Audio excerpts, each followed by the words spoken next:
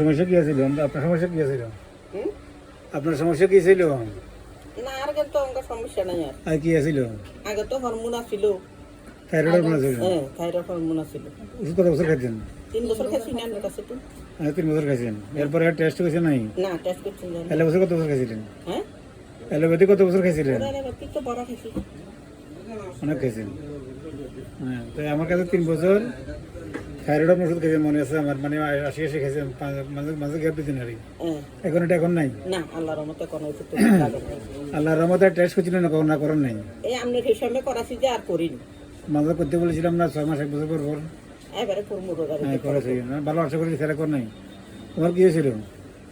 এর নাকের মাংসর কারণে পুরা ক্যান্সার। আর না না আগে কি জন্য হয়েছিল ছোট থাকতে আমার কাছে? ছোট থাকতেও ফারে আল্লাহ।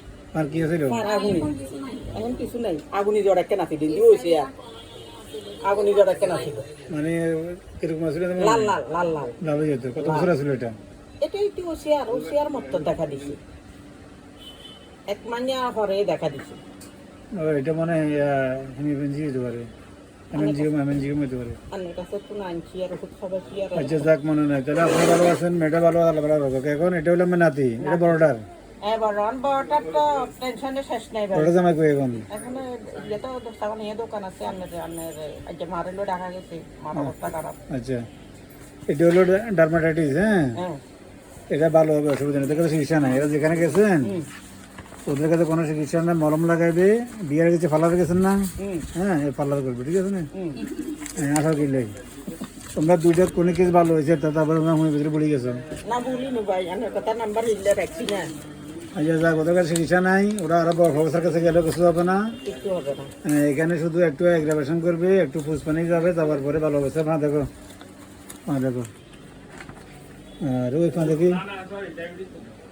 এই বাবু তো হাসপাতালের মালিক, কত পয়সা করেন এখন? না এখন তো 3.5।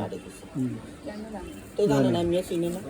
এই মুখের ভিতরে মলম লাগাইছে, এটা মুখের ভিতরে কি করিয়া রাখছি?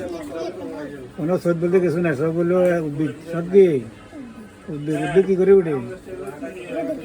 মাটি ভেদ করিয়া যা উঠে তার কি বলা হয়? উদ্ভিদ। তোমার এটা সব উদ্ভিদ, ঠিক আছে? সামরা ভেদ করিয়া উঠে গেছে। হ্যাঁ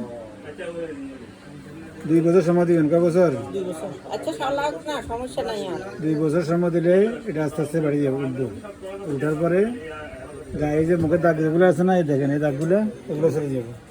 হ্যাঁ এই গুঁড়ো এগুলো, এই দাগগুলো সরে যাবে। এখানে মলম লাগানো হয়েছে। আর এটার আগে ছিল সম্ভবত দাঁত রোগ। কি আছিল? ওই বলে কি তে ফা দিছে বলে মাদ্রাসা গেছে। কার কাছে পাঁচ না, মাদ্রাসার 5 কিছু দেখে দিচ্ছে, আর কোনো দিচ্ছে না। উসুল্লাহ দাদা আছিল, দাদের বাবার কাছে আছে। শিমুলের বাবার নাম শিমুল। হ্যাঁ শিমু। শিমুলের কাছে বাবার দাদা আছে, তোর বাবার কাছে, ঠিক আছে না? হ্যাঁ হ্যাঁ শিমুলের দাদা আমি জানি, শিমুল থেকে বাবার কাছে ছেলে পাইছে। তাহলে আমার কথা হলো, আমার 2-3 বছর সময় দেবেন, 2 বছর মিনিমাম, বয়স কমেছে ভালো হয়ে যাবে। তোমার নানি খেয়েছে হরমোনের জন্য কয় বছর? 3 বছর। 3 বছর। তুমি কয় বছর খাইবা? আর তোমার আন্টি খেয়েছে কয় বছর? না না, আচ্ছা ঠিক আছে, মাসুদ ভালো যাবে ইনশাল্লাহ।